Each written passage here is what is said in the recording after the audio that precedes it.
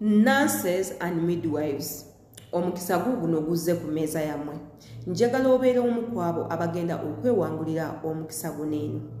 Mubadde nga mumbuuza mirimu ki gye musobola okukola ng'oggyeko okubeera housemaid mu nnyumba y'omuntu.